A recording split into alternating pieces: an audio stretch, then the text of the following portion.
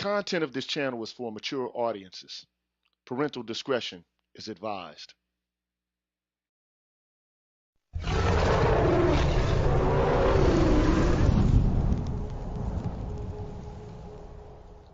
You're tuned in to the Green Gorilla channel.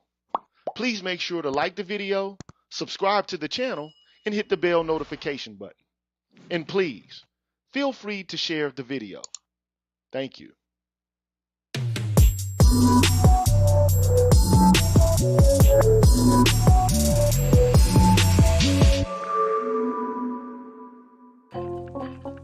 What's cracking, everybody? I'm GG, man. You tuned in to the Green Gorilla channel. It's the place where black men can express themselves freely, straight up with no chase. Straight up. Before I get things started, as I always do, man, I want to give a shout out to all the haters out there, man. What's good with y'all, man? I hope you passing a good afternoon. What's up, haters? And if you haven't done so already, man, when you come in, make sure you hit the like button, the subscribe button, and the bell notification button if you haven't done so already, so you can stay on top of what's going on here at the Green Gorilla Champ. Above and beyond that, like I always do, I want to give a shout out to all of the members of the Green Gorilla channel, the people who help me pay the bills. So let's start that process. Big up to Electrician 480, Blacksword 404, J. Cleveland Green, Pete Rock 496, Tahuti, Gold Professor, Brotherly Love, Lee Ways, and DF. Big up. Big up to Aaron Peters, Zanko, Barnolas, HipHop.catv, Dardar, Lord Hamal, Michael Ross, Vincent Lindsay, Michael Pierce, and Beautiful Trauma. Big up. Big up to Quiz the Poet, Black Quizzard 80OS, Jazz Tech, Shadow Observer, Sugar T, Artisan MC, Big Said 658, Nasiana, Kyle J. Sura, and Kareem. Big up. Big up to Troy Warren, Jeff R., Mrs. KP Bailey, Cutting Up with the Jones, Ricky Dawson, Alan Wiley, The Face, Mantis on Break, Life of Commerce, and Julius Ferguson. Big up. Big up to True 7360, Herbert Lewis, D. Scott, Marvin Evans, A. Wilson's Ghost, Timothy Blewett, Jeffrey Speed, Marvin Battle Jr., Mark Houghton, John J. Big up. Big up to the IDP Expressions, Afro Troop TV, Adam, BGS Ibmore, Ignatz Mouse, Brian Peaks, Papadidas, Scott Haywood, Black Uhuru Strikes, and Dr. Tree 33. Big up. Big up to Leroy Honeycutt, Broken Blade, Super Tech, 77 Base X, Brian McMurray, K-Ron S, Anthony Davis, Donnell 360, Seventh Coast Dojo, and Charles Rogers. Big up. Big up to Rick Ross, Sandra Jean, Charles Gilmore, Patricia Colley, Greg, Barry Little, Mr. Valentino, Jason Hales, and Black Men Being Brutally Honest. Big up. Big up to Cameron 87, Doc LaRock, Mars Swift, Odd Collar, Donald Watts, Coach Hotep, Old Soul Chief, Mr. Blue Collar, and I'm Just Jules. Big up. Big up to TD Hip Hop Media, Drew Main, Mr. Heat, Sir Anthony, MLR, Universal 178, Rasheed Barnes, Aaron Smith, DH, and Beware the Revelator. Big up. Big up to Aaron Infinite, Dr. Tiasan Johnson, and Kalon Jakala. Big up.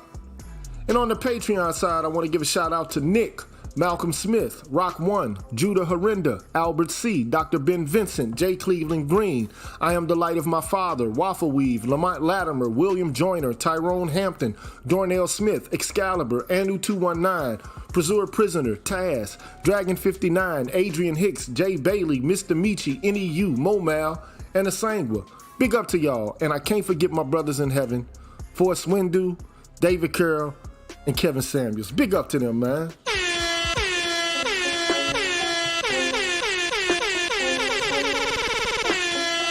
Y'all deserve a round of applause.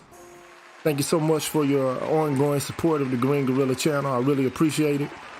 And if you're inquiring about how you can also support the Green Gorilla channel as a member on an ongoing basis, here's how you do it. What's good, everybody? I'm the G with a PhD, and you're tuned in to the Green Gorilla channel, the place where black men can express themselves freely, straight up, no chaser. Today, I want to introduce you to my new membership program, the that consists of 5 levels where you can invest in the Green Gorilla channel on a monthly basis and receive level-specific perks. Memberships are special because they improve the quality of the content of the channel and will help me to be able to keep the channel going. Now, to participate in the Green Gorilla channel membership program, all you have to do is hit the join button, which is located right next to the subscribe button on my channel page. Now, for all of my subscribers who decide not to participate in my membership program, nothing will change. The content will keep coming the way it always has. Thanks for watching, and be careful out here, people. Bless.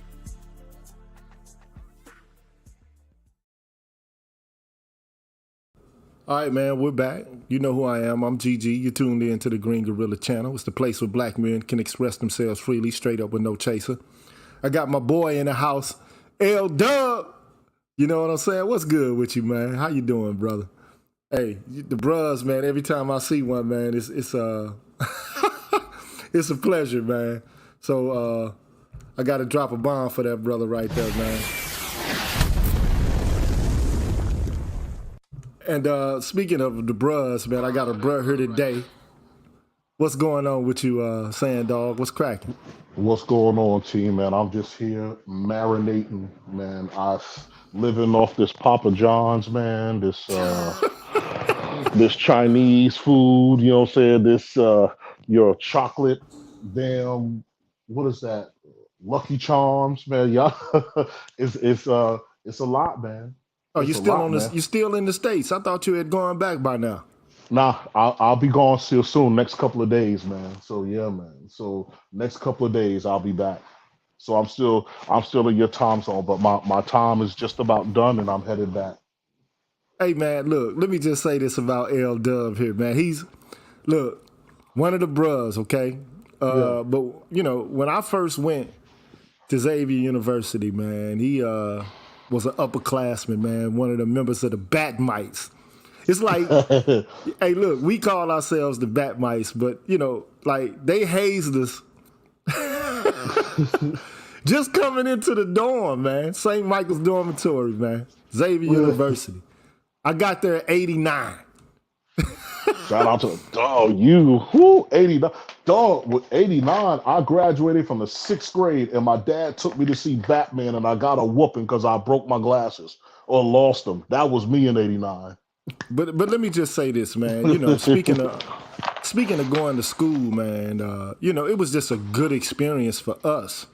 I mean, it had its challenges and there were certain trials, but for the most part, man, we had a good time. Now L-Dub, man, was the only guy I knew, man. Wasn't even 20 years old, man. Had a brand new Ford Explorer. Ooh. 20-inch rims on that mug. With the booming system, man. And, you know, eventually he and another brother of mine, I'm going to call him R, you know, we became roommates, man, and we moved into this apartment on Canal Street. Like, it's like, you know, Canal Street is like one of the biggest streets in New Orleans, bruh. You know?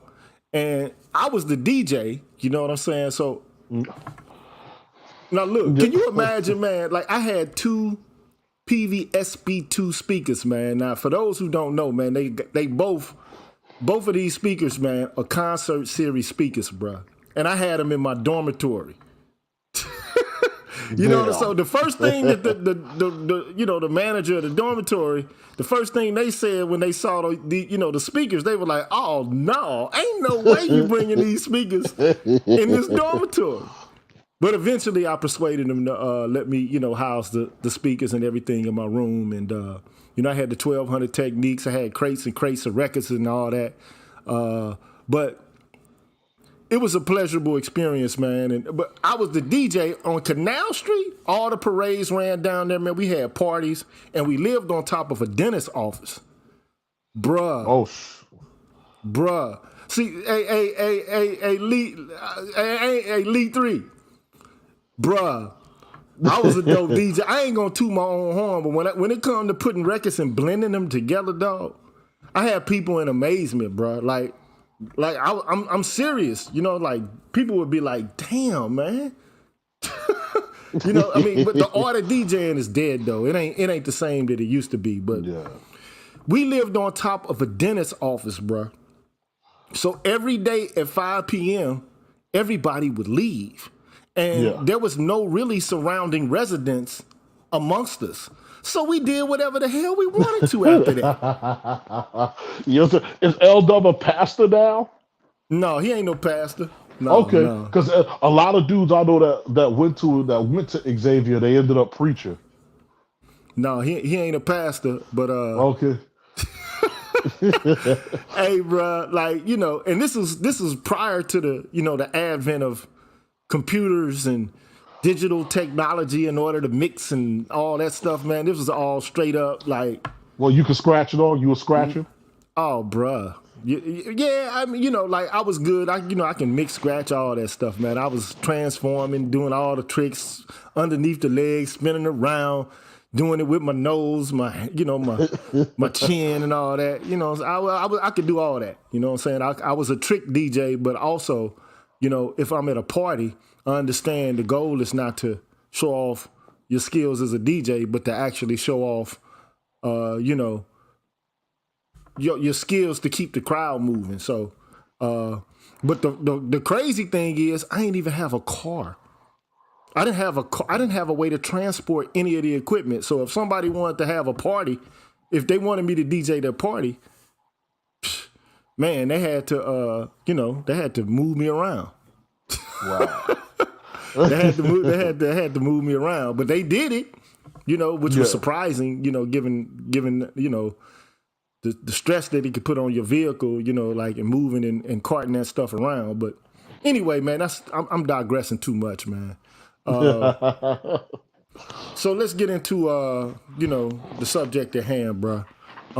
You've been having a discussion with me on an ongoing basis about certain narratives related to the history of black folks in the United States. So I want you to give a brief synopsis of what it is that you're doing and what it is that you're going to do today, but also to catch us up with where we've been before you begin that process. So go ahead, bro. Oh man. So, again, basically, man, you have a lot of people, within our own community who will tend to kind of, out of frustration of our condition, will we'll beat each other up about the stance that we're in. And so, I've seen people ask the questions of, are black people cursed? Are we stupid? And all of these types of things. But it's that no one has, when people ask those questions, no one has gone back into the history, or the idea that, black people or black men haven't done anything to get out their circumstance or to fight against this circumstance. And so, we started out with Bacon's Rebellion, and we talked about like the origins of the colonies and how the state was founded, right? And so in there, you start to see the beginnings of how the federal government would divide the American population. And then after that, we went into, the slave codes, 1705, and American Revolution, right? And so where uh, African Americans were kind of like, this was unfortunately the beginning of us kind of being tossed around like the political football, because you had first the British who would come in with the loyalists, right? That's what they would call, those people or the black people who were coming in to help to preserve the British rule over the colonies. And then you would have those of us who fought with the Continental Army. And so black people joined both sides in hopes of that the end result will be their freedom and equal footing with everyone else. And we all know how that turned out. And then, now you go into the slave codes of 1705. And so you're kind of just seeing from the very beginning, when America was being formed as a state, how the different races or groups of people have been divided and then put against each other, by the state. And so now today here, we're talking about the Great Awakening. And so the Great Awakening, there's several times that has happened in American history. And so, I just want to briefly come and talk to y'all, not keep y'all forever, about, just a little bit of the events that happened in the Great Awakening one, which happened from 1730 to 1755, and then you would have the second Great Awakening from 1790 to 1840, and basically, these are the revivals and the Protestant movements that come that come out of denominations such as Presbyterianism, Methodists, Baptists, but overall it's kind of like this non-denominational Protestant movement, and this is in America, where we begin to get our that emotional preaching and the gospel choirs and everything else that the black church would eventually begin to have, right? And so this is where we are now. So the idea is to talk about the Great Awakening and the things that would form the Black church, and then God willing, in the next couple of days, come back and talk about the Black church itself, right? And so, yeah, Okay, so let's get to it, man. Talk to us, okay, man. okay, Inform us, yeah, because um, a lot of what's said about black folks is said out of historical context.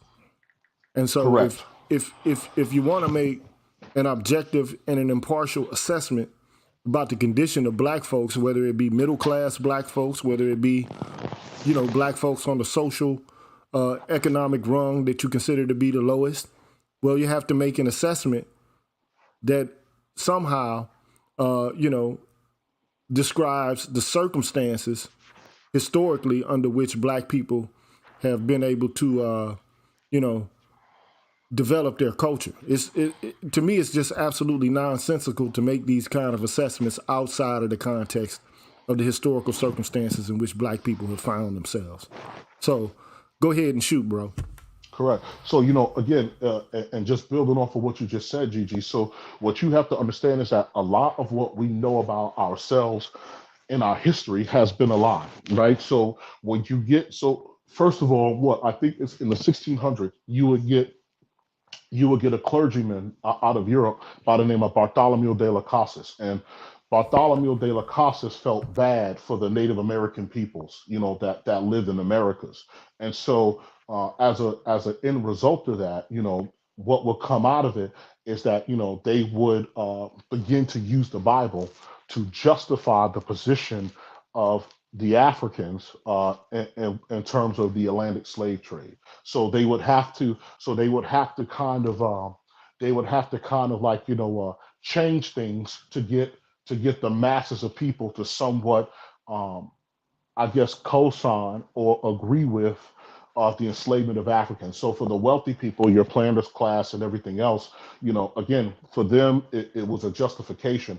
And they're more than likely then over time, for people who are in the lower classes, they will begin to kind of, take this on and shape ideologies based on this. Because you have to remember, and this is something that I'll touch in one of our future discussions, right? You got to the point where even, they had this fake science in terms of like, the size, how they would say like the size of human skulls will have something to do with intelligence, right? And that, black people had smaller skulls, therefore we were less intelligent. And then before we were even allowed into professional sports, remember that was the idea, that we weren't as physically capable, we weren't intelligent, and we wouldn't be able to compete with the white men in our society.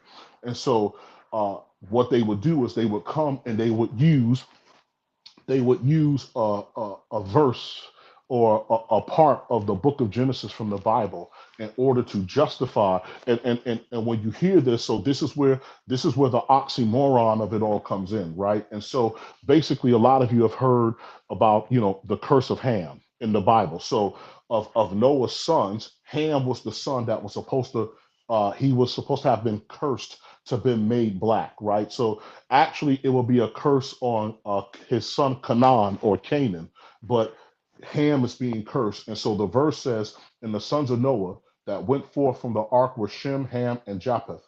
And Ham is the father of Canaan," right? These are the three sons of Noah, and of them was the whole world overspread. So we're all descendants of these men, right? And Noah began to be a husbandman and planted a vineyard, and he drank of the wine and was drunken, and he was uncovered within his tent, And Ham, the father of Canaan, saw the nakedness of his father and told his two brethren without. And Shem and Japheth took a garment and laid it upon their shoulders and went backward and covered the nakedness of their father, and their faces were backwards, and they saw not their father's nakedness. And Noah awoke from his wine, right? He was drunk, and knew what his younger son had done unto him. And he said, Cursed be Canaan, a servant of servants shall be ye unto his brethren. And he said, Blessed be the Lord of Shem, and Canaan shall be his servant. God shall enlarge Japheth, and he shall dwell in the tents of Shem, and Canaan shall be his servant. And Noah lived after the flood 350 years. Right. And so this is where we will be cursed to be black, right? That your hair will be wrapped up in kinks, your phallus will be elongated, and your skin will be blackened, right? And so they took that verse as a justification of this quote unquote sin or embarrassment of Noah, that the Africans should be enslaved. Now, and this is what the origin of the African will be. Now, here's where the oxymoron is, right? So Ham has his sons, right? So a son of Ham is Cush, right? Which is Ethiopia. Mizraim is Egypt. Put is Libya, and Canaan is now what you know as modern day Israel. So now, if you were to now, debate with people or argue with people that these were black societies, you would actually get the reverse, right? So if you were to go now and say, okay, well, based upon what you said in the Bible, Egypt was a black civilization, right? That would eventually, because of their quote unquote their origins or their father, would eventually be cursed and turned into slaves. And you know the type of pushback that you would get against that, right? Then from Cush, a son of Cush will be Nimrod, right? And so Nimrod in the book of Genesis is known to be a mighty hunter before the Lord. He's the first of mighty men on the earth, like the first of conquerors. And what's interesting about Nimrod is Nimrod will go into what you now know as Iraq and take over the land of Shinar. And Shinar will later become, it will later become Babylon, and a place called Uruk, right? And so now remember, these places are now significant. So when human beings talk about the origins of mankind or the cradle of civilization, so you get Babylon, and out of Babylon will come, well, not Babylon, but out of that comes like Mesopotamia, right? And all of these other kingdoms, Mesopotamia, Kish, Assyria, all of that is born out of Nimrod's interaction. So remember, Nimrod comes out of Ethiopia, goes into Shinar, and all of this comes out of it. So now, if you were to go to people today and say, well, all of this was started by a black man, based upon your logic out of the book of Genesis, right? You will have people chewing on their, choking on their bubble gum. Right. You know what I'm saying? But this is, but like I said, but that's the oxymoron of it, right? The same thing with Mizraim, which is Egypt, the same thing which is Put, which is Libya, and then now when you get to Canaan. So if you were to say, okay, well, the original inhabitants of the land of Israel were black people, again, you would get people that would then choke on their bubble gum. So this is the oxymoron, you'll say, of that particular lie. And then ultimately the black people that they would enslave wouldn't even be from these places. Yeah, right? correct. But yeah, Yeah, this is I'm the listening. funny thing to me, man. Just look online on YouTube and you'll see there's this raging debate going on.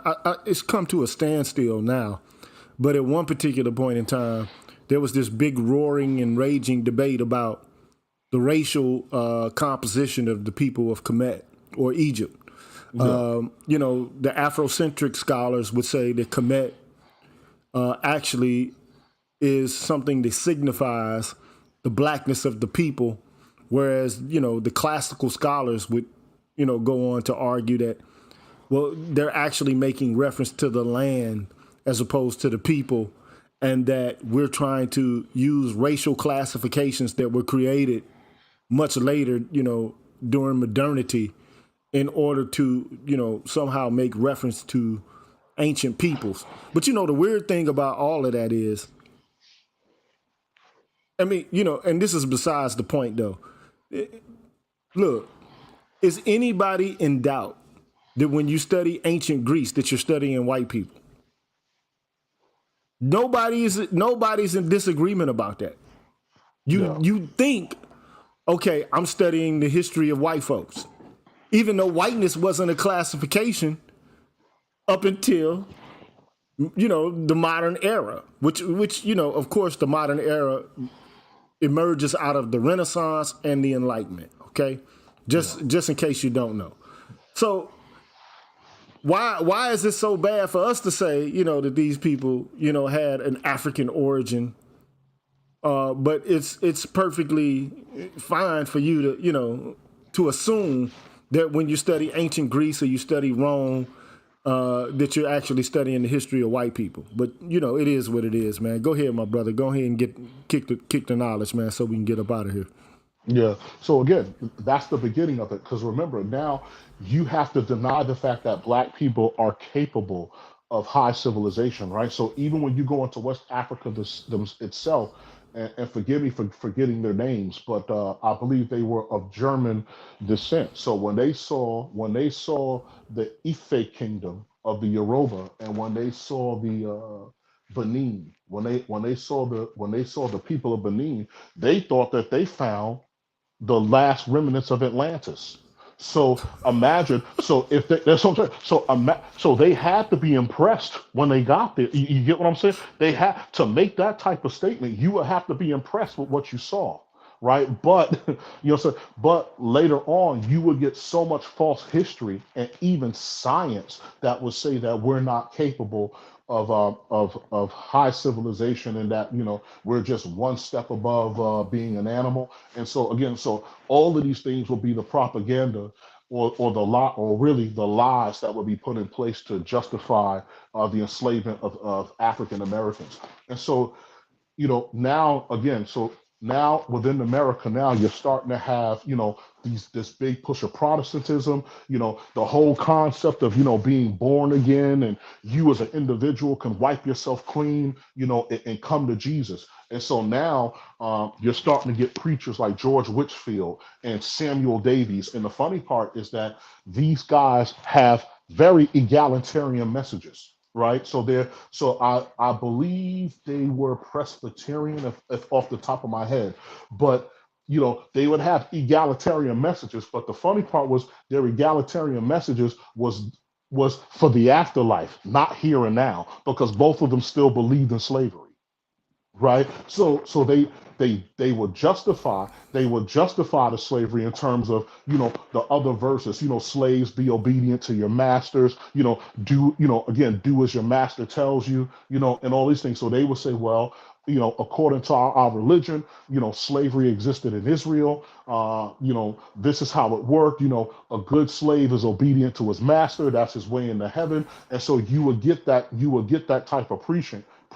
And so especially now, you're starting to get choirs and people are singing, and that emotional preaching is coming. And so who that's going to appeal to. So despite the fact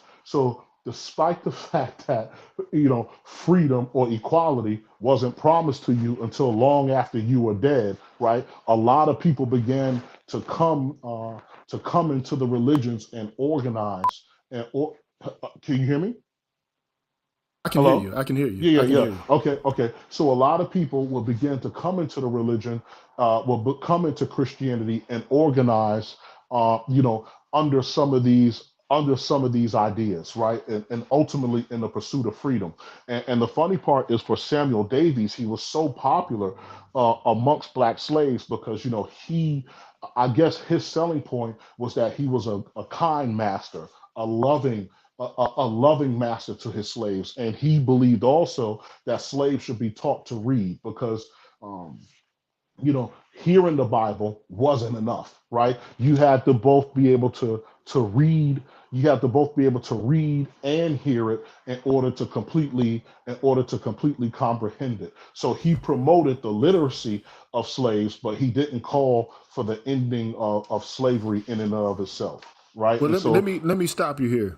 yeah, Okay, so just so people understand, you know, white Anglo-Saxon Protestantism, or you know, and its offshoots, I would consider Calvinism, Presbyterianism to be Yes. offshoots of Correct. It is Protestantism. correct. Yes. Yes. But one of the things you got to be aware of when even discussing Protestantism is that originally the Catholic Church, the Vatican, had a monopoly on ecclesiastical authority. Okay, quite simply, the way to get to God is through the Roman Catholic Church prior to the Protestant Reformation. All right. Now, there are many people, you know, who would put forth the idea or would make the claim that Protestantism itself is the thing that has given birth to the concept of free inquiry,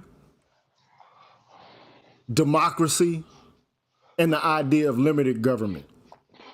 So, I mean, you can see how these kind of religious ideals, because Martin Luther was claiming that the Catholic Church and its officials were corrupt. They were selling indulgences, which basically means this is a get into heaven free card.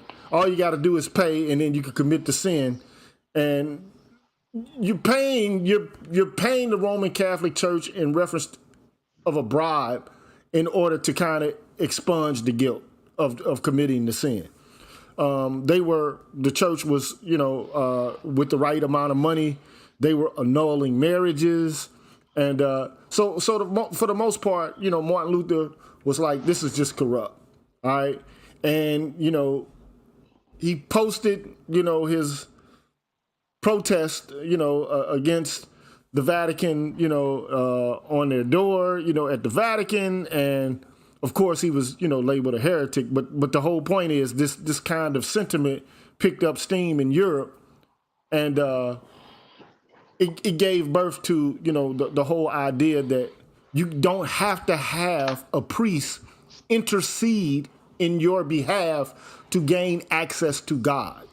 Okay, and then also it's important to understand that prior to the Protestant Reformation, the vast majority of masses were basically the masses were held in Latin, which the peasants and the poor people of Europe couldn't understand that. Okay, so the Bible was translated into English. The masses were replaced by sermons given by preachers who were preaching in English. So you can see how this will have, more appeal to the average, European, as opposed to, the officiousness of Rome itself. But go ahead, bro. I just want to allow people to understand, how this, how Protestantism gives birth to a new mind state as it pertains to being able to think freely and not have to listen to a priest, who claims to speak with the authority of God, and how it led to the evolution of democracy, right? And Yes. and it led to also the idea that government should be limited, because if government is too big, then it causes corruption. But go ahead, man. And all of these will be picked up in the Enlightenment, okay? These concepts. But go ahead, man. You know what, Gigi? But before I continue, I wanted to add that, and maybe in the future, because this was a conversation that I've had behind closed doors, and I think that I think a part of the confusion too is that a lot of people don't know or understand what Europe was prior to, like, to understand European history. So, like, I'm talking about not just the Romans, but your Germanic tribes, to include your Anglo-Saxons, like that history. If you were to understand their societies and how their lives worked prior to the United States, you would see that a lot of the ways that their world worked was animated long before they came into contact, here, like I said, here with you. and maybe separated from the material comfort that America has to offer. If you were to analyze that history and that culture, maybe is not as appealing as you think it is. Bro, look. So, there was this priest and he wanted to take a course with me, but it was a directed reading course. Yeah. And he wanted to go over some texts to learn more about the philosophy of race. Now it's, if you don't know, a lot of Roman Catholic priests or people who are, becoming priests, they take philosophy, okay? Excuse me. But this particular priest, he wanted to know more about the philosophy of race. And so, I guess get the black guy to teach it, I guess. So, cause I'm black, I'm racialized.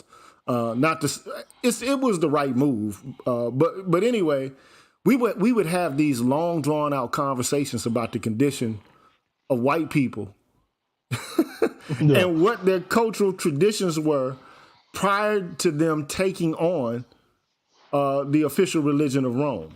Because you have to be mindful of the fact, before the German tribes, it dealt the death blow to the Roman Empire as a whole, they were mostly like,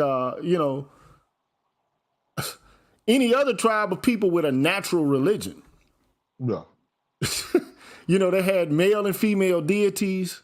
I mean, you get insight into this by, way of the stories of Vikings and Frigga, Thor, Odin. But I mean, they were clans, and Correct. they were engaged in incessant internecine warfare with each other. I mean, these people, they were warlords, okay? And but they didn't believe in one God. They believed in a pantheon of gods prior to them taking on the religion of Rome. Okay, and Rome itself, of course, was a polytheistic culture prior to Constantine declaring that Christianity would be the official religion of Rome, which he did, not because he perceived it as being revelatory in terms of the truth, but he did it because he saw that the religion was a revealed religion that was picking up steam, and he could use it to conquer. One of the things he said was, under this symbol, I will conquer. Correct. Okay. Yes. He didn't adopt Christianity as the official religion of Rome in order to make people more peaceable to one another. He did it to conquer. Okay.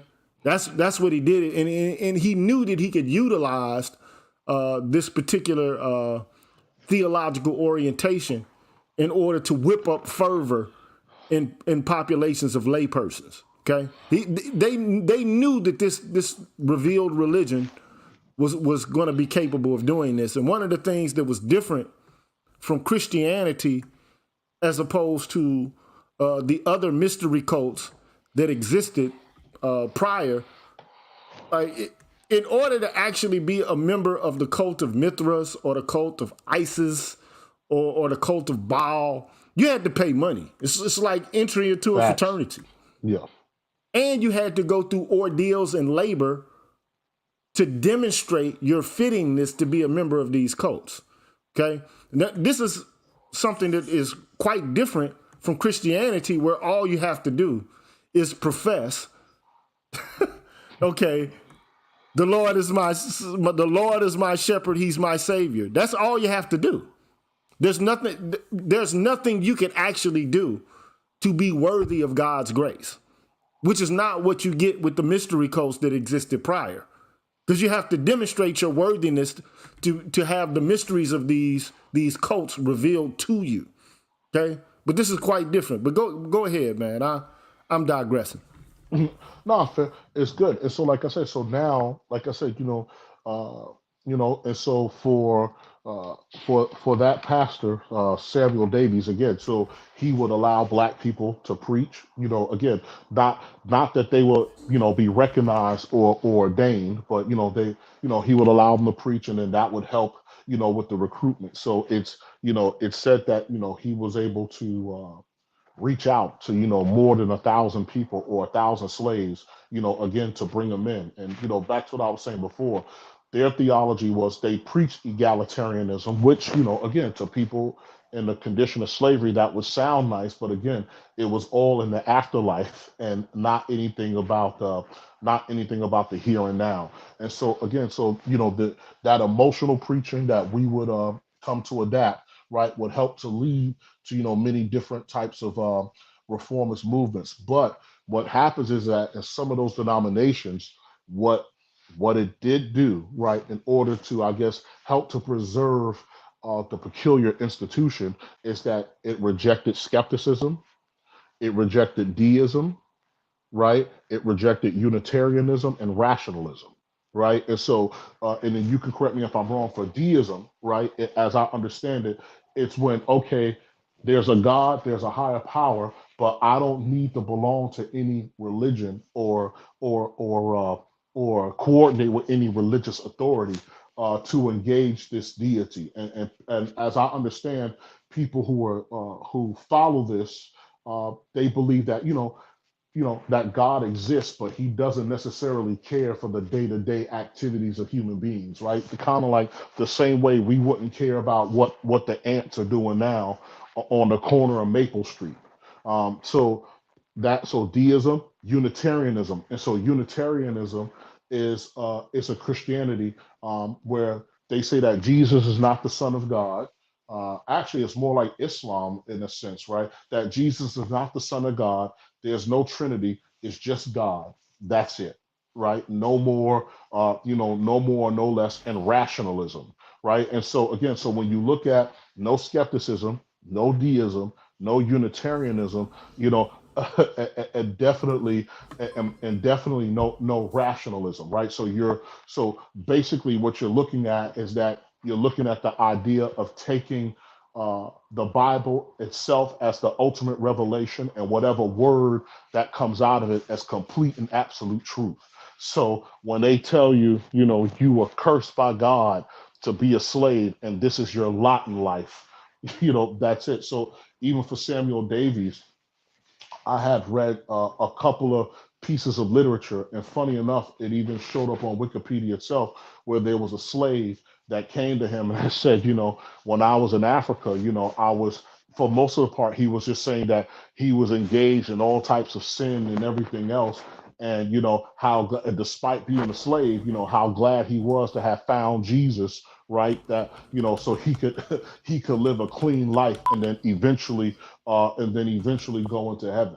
So, again, so this, a lot of this doctrine will shape how many of us will see ourselves on the ground, as slaves. So there will be slaves who would believe, who would obviously believe this stuff, that, hey, this is where we were meant to be. And, and if you were obedient and good, or if masters treated their slaves well and kind, that this would maintain this righteous and blessed and holistic system. Now, if you go back even into European history, this was done, like as Gigi was referring to before, this was done to Europeans themselves, right? Amongst each other, via the Catholic Church, right? So you would get the divine right of kings, right? Prima nocta, and all of the other good benefits that came with it. And so you would have it where, so it was the same thing. So people in Europe will live the same way. Your serfs, your vassals, the people who will be at the bottom of that feudal system,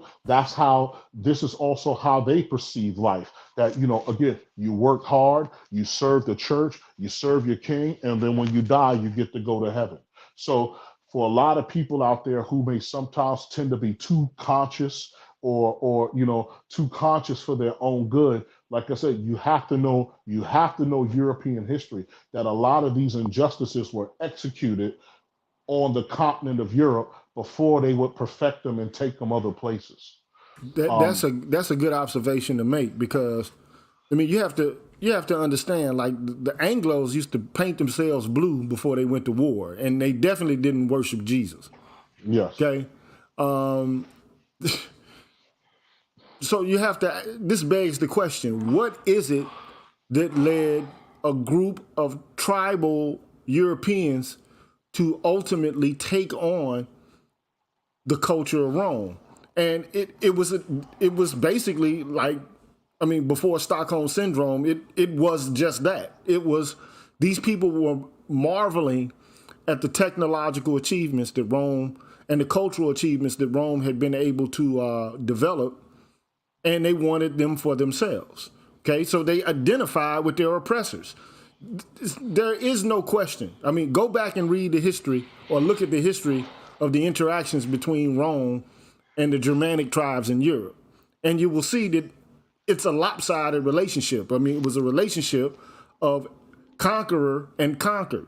Okay, although the Roman Empire was never able to dig all the way deep into the bowels and entrails of Europe and to, ultimately conquer it physically. Okay, but which they did to some territories in Europe. Okay, but it would ultimately be the Germanic tribes themselves that would, give the death blow to the Roman Empire, which was beginning to decay within. I mean, there were a lot of reasons why Rome fell. Much like, America has many of the same characteristics as the Roman Empire, right at the precipice of its decline, although there are some differences as well, in terms of geography and in terms of structural makeup. But I don't want to get deep off into that.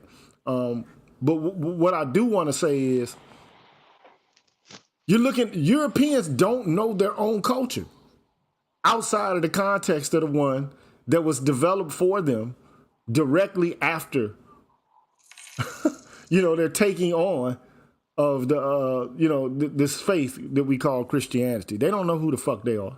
I mean, some of them do, okay, but many of them don't. But they have a better preservation of their culture than African Americans do, who've been totally deracinated from any vestiges of what their culture might have been outside of the context of slavery and Jim Crow. But and much of what we adopt as authentic Black culture would emerge out of these awakenings, right? Correct. But Yeah. but go ahead, man. Go ahead Exactly. Like I said, and so this is where our emotional preaching comes from. The choirs, the selection. So, like I said, that again, like I said, this is where it comes from, because for the Black church, which I wanted to save till later, it becomes the history is a little bit more extensive. Like this is also, like I said, this is also extensive, and and shout out to Gigi for digging, because I was feeling kind of tender about digging into like the history of the church itself, and then the philosophies of what your Orthodox, and then Protestantism and the Protestant Reformation and all of that other kind of stuff. So I was trying to I omitted some of that, but thank you for bringing it in, because again, like I'm not trying to keep you guys. This is something that that I want to put out quick, and then when we get to the Black church, it's going to be somewhat just a little bit more extensive. So I didn't want to bore you, on this conversation, right? And so now you get to so now you have Black people preaching. The revivals are going across the state, and so you have a gentleman by the name of Black Harry, right? And so he was one of the drivers for another famous preacher, because what they would do is they would travel in what you would call circuits, right? Like for us, I remember the Chitlin circuit, and all that. So they would travel in circuits, and this man was such a great orator. Again, so now back to your kind of like the tradition of your Black pastors, right? And so this man was such a great orator, and to the point where, again, he would preach in front of white crowds and Black crowds and mixed crowds, and people would come to hear him speak. And so but unfortunately for him, the Christian Council of Methodists didn't allow him to have any real position, in the church. And so as when we talk about the Black church, this will later be, the black people breaking off due to the racism to find what will become the AME, or the African Methodist. African Methodist Church. And so now where things got funny with the African Methodist Church, or with the Methodist period, because the Methodist Church was more or less at the time counterculture, right? So it was anti-elitist and anti-slavery. And so obviously you would have a lot of whites within the American population who would feel very iffy, about that topic, or about that kind of message, going around. And so when we talk about the black church, then we could also dig into a little bit of the history in terms of how Sunday became the most segregated day in the United States, right? And so now you would have that. And so now, black people within these particular movements are joining Presbyterian churches, Methodist churches, and Baptist churches. Now, why is this significant? Because this religion. So for those of us who kind of get too hotep in a sense, about, the church and Christianity and all of that, but this is where we began to organize. Because remember, we didn't have the freedom of assembly. So now with people being recruited into Christianity and brought into these churches, we're starting to now to come together and being able to congregate with one another, right? And so, for example, like you have a guy by the name of Gabriel Prosser who led a slave revolt, who was a preacher. Now, the funny thing about Prosser was, prior to that, he practiced the Yoruba religion, and he was a blacksmith, right? And so in the Yoruba religion, the god Ogun, right? Again, shout out to Marvel Comics and Iron Man, right? Because the god Ogun and this is from my wife's traditional background. The God god of Iron and Ogun, War. yeah, he's the god of iron and war, right? So again, shout out to Iron Man. The same way, and I'm digressing a little. The same way when you saw Thor, when he built the axe in the heart of the star. So when Thor built the axe, and he came back, and the funny part was, the first place he came back to, it was Africa.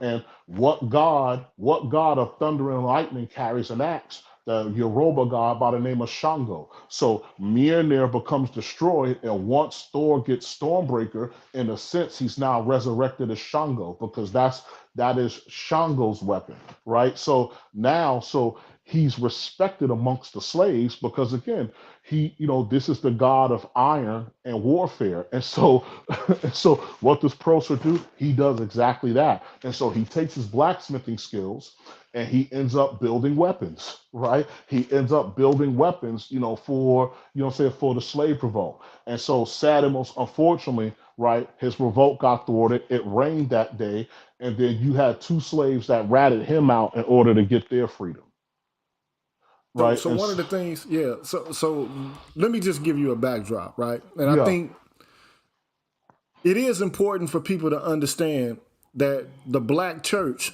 this is how I would compare it, okay? In Europe, at one time, there was no egalitarianism, okay? You had a stratified society. You had nobilities, you had members of the nobility, and then you had lay persons, or regular, people, okay? Typically, they wouldn't mix and mingle in order to exchange ideas with one another. But this began to happen increasingly during the era of enlightenment in places that they call salons. Okay, a salon is not necessarily a place where you get your hair done, or a saloon where you go to have a drink, although you could get a drink or even get your hair done at the salon. Okay, but it was a place where members of European society, whether they were nobility or not, would come together and talk about politics and academics, whether the academics be about the hard physical sciences or mathematics, or whether it be about philosophy, okay?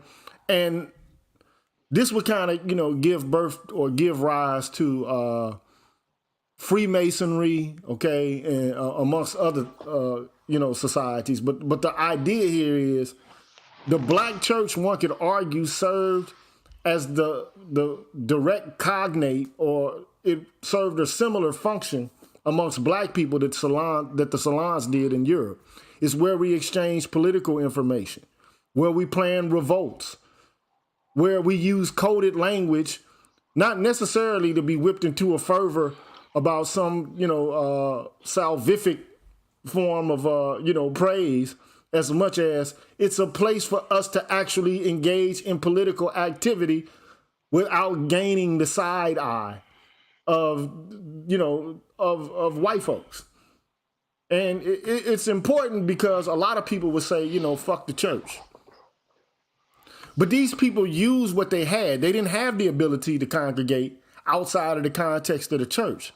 So they did what they had to do, right, given the historical circumstances, and they made that institution work to their benefit, right? Now, my father kind of laments about the church all the time, and I tend to agree that people who perceive the church only as a means by which to provide information about their personal salvation, I think that's some bullshit. But that's not what black people were doing, at the time, during slavery and on up into Jim Crow. These people were actually organizing, doing secular work inside an institution that was supposed to be designed for, otherworldly salvation. So it is what it is. Keep hollering, bro.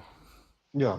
And so like I said, so for me, like I said, I just, and again, guys, we'll pick it up again, with the black church, because like I said, I'm not trying to keep like Gigi, above an hour, because for the black church, we may talk a little bit, we may talk about more, but again, and so the black people forming these churches, again, as you know, will become a threat. It will become a threat to the institution of racism, slavery, or institutionalized racism in and of itself. And so you have to remember that, earlier you would have white pastors who would come down from the north to the south in order to have churches where black people would worship, black people and white people will worship together, even after slavery itself ended. And so these institutions or these churches will also be attacked, by the Ku Klux Klan. So the whole concept of attacking black churches started way before the civil rights era, because again, there were people who knew that these were centers of where we were organized or managed and to discuss our politics. But just to give you a recap, so when you look at the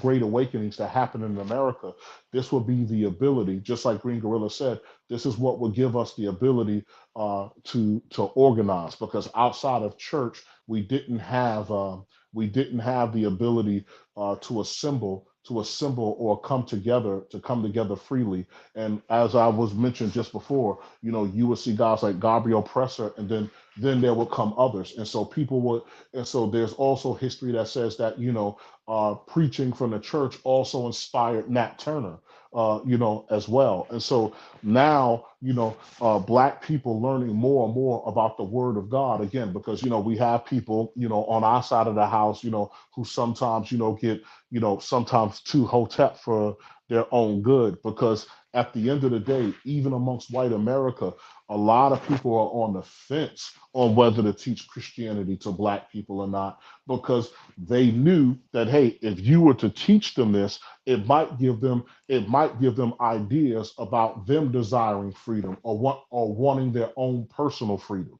Right. So it wasn't this whole thing where, like how some dudes want to say it, you got these Illuminati dudes sitting there and they perfected Christianity to the point where you were brainwashed. No. So for, like I said, like what Gigi said, we took what was at our disposal at a time, and we built a culture in the politics. Around what was given to us in order to advance or change from our condition the best that we could. And Right. so, Yeah. what we can begin to cut it off, because, and not to cut it off, but to sum it up. Okay, Yeah. this is not going to be one of them 2-3 hour streams. Okay, Yeah. but one thing I think that's important for people to understand is that we're setting the stage for people to understand that the black church wasn't necessarily a means by which people, sought to achieve personal salvation, or some sort of eschatological vision of the world hereafter, as Yeah. much as they were utilizing it as an institution to do organizing work to deal with the problems that they were having on the ground. Okay? Even if they had to be esoteric in the ways that they perform under the purview of white folks. Because one of the things you need to understand is like, some of the old Negro spirituals were actually, coded in such a way to help people escape and move from the South to the North. No. Like wade in the water. You could think it's just purely, symbolic of, the purification of the soul and conversion. But it really, it really wasn't that for all people. So there's different levels of understanding. So you got the base level, the initial prima facie first glance level of understanding about what's going on in the black church and the messaging put forth there. Wade in the water, just a spiritual hymn about personal salvation. But it took on a new meaning for black folks who used it as a means by which to escape. Okay? And it would also inspire people like David Walker. David Walker's a bad motherfucker, man. He took Christian theology and used it as a clarion call for black folks to rebel all throughout the United States. Like, don't allow yourself to be, subjected to this dehumanizing condition, which God's children would not allow, themselves to be subjected to such servile treatment. But it is what it is, man. Different time, different place, different circumstances. Okay, I do think that the church, the extent to which it, is all about the gospel of prosperity, and they proliferate these concepts of the law of attraction. To me, it's just new age bullshit intertwined with Christian theology, man. And it's like I'm like David Chappelle on this one. Like all you got to do is just think positive or some shit. Like, okay, tell a fucking starving ass kid in Somalia, with flies and shit, coming in and out of his eyes like, damn, you just need to think of a steak, motherfucker. That's what you need to. You ain't thinking positive enough. You don't have the right attitude. This fucking kid's got a distended belly from malnutrition and starvation. It's not merely just about what you think.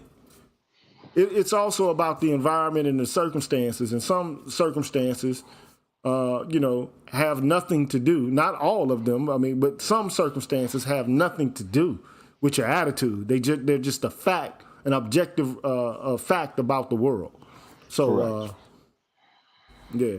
Correct. But at any rate, So if you got any closing remarks, we're gonna wrap this up and put this in the can, and then we'll come back. I'm gonna hold you to it. We're gonna come back Thursday and talk about the black church in more detail.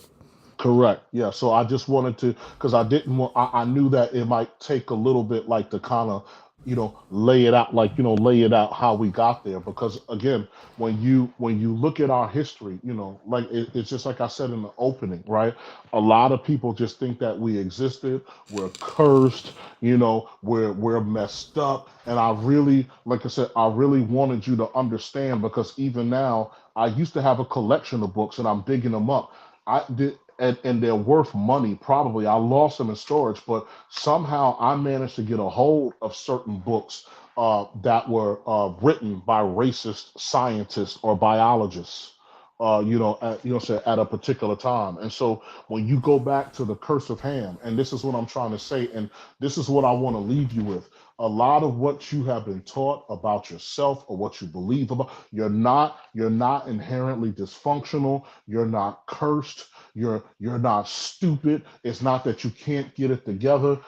fam, look at the curse of Ham of just what I told you. And now, if you were, and so from Ham, right, who was allegedly cursed, you get some of the world's greatest civilizations. Cush, which is Ethiopia. You get Mizraim, which is Egypt. You get Put, which is Libya, and Canaan, which is now, modern day Palestine and Israel. So now you're saying, for the most part, again, if you wanted to follow that logic or go what's going presented biblically, that that these lands of great importance were black civilizations because they are descendants of Ham, right? So, and out of Cush, you get Nimrod, who was again the world's first conqueror, right? And who will go into Shinar, and that's how you get Babylon, Uruk, and all of this other great stuff as well. But again, if you were to take this and say, okay, well, based on this, then that means that black people went out and started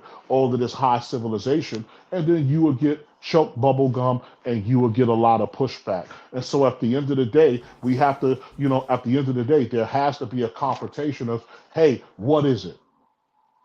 You know what I'm saying? What I'm saying? Again, what is it? Because obviously, if you're, you can't be you can't be so invested, or actually they did it, but you're invested in this lie that's of detriment to one people, but the other side of the lie that may put them in a positive light, right, or whatever, all of a sudden it's null and void. It doesn't make sense. So that's all I'm saying. As Public Enemy said, don't believe the hype. Sandog is quiet. For sure, man. I appreciate you coming through. Yeah. One of the things that trips me out is in '89, when you was graduating from the 6th grade. Yeah. I was reading Anthony Browder. I was reading Cheikh Anta Diop and Theophilo Benga and Ivan Van Sertima, all while I was taking philosophy courses at Xavier University. Yeah. I was reading all this shit, and I went to a Catholic high school. Of course, Xavier University is a Catholic university. Sure. And I went to a Catholic graduate school. But the whole point I'm trying to make is, all during that time, I was questioning. I was inquisitive. I wasn't just accepting things at face value. So, I do believe that, Christianity, like Mr. Ball says, it's, there are a lot of religions that Christianity, mimic, at the time of Constantine's conversion. Mithra being one, the cult of Isis. Zoroastrianism. Yeah, Zoroastrianism or whatever, or Zoroastrianism. So this is not, nothing, there's nothing new under the sun. That's what they say. You know what I mean? And so, people don't just, you can believe what you want to believe. I mean, you could believe that there was a man who was able to walk on water and turn water into wine, who was able to raise people from the dead, and to take one loaf of bread and turn the motherfucker into multitudes of loaves to feed a whole mob of people. You can believe that if you want to. Hey. And it's funny that you would mention deism, because most of the elite founders of American culture and society were deists. Like George Washington was a deist. Okay, he was a Mason and a deist. And they believed that there's a God, an architect, a grand architect of the universe, but that he doesn't intervene in hackneyed and trite affairs, banal affairs of human beings. Correct. What for? What's what's the use? Okay. Yeah. But this is a throwback to Greek philosophy, because you had philosophers who believed that God is divine, and he doesn't have any, and he lives in a space metaphysically that doesn't intervene or doesn't, like the Greek gods used to, entangle themselves with humanity. Like, what would an infinite, completely knowledgeable God want to do with human beings? Well, we would be like ants to him. Correct. Or amoeba. Why would he like? What is there to actually gain from interaction? Okay, so anyway, man, appreciate you coming through, and then we'll pick up on the black church, because a lot of people, you know, like some of my family members included, I love my father to death. I do understand that this concept of, you know, just sheepishly believing in an afterlife and not seeking to have justice today, I think that's a obsequious and a toady position to take in the world. Okay, I do believe that that's true. You know, like hoping for otherworldly salvation when you can get it now is pretty demeaning. However, you have to be attentive to the real history of the black church itself and how it was utilized for social and political goals to help ameliorate the condition of black folks. So anyway, we'll talk more about that in detail on Thursday. Yeah. So peace out, brethren and sistren, and we'll holler at you on the next one. Peace.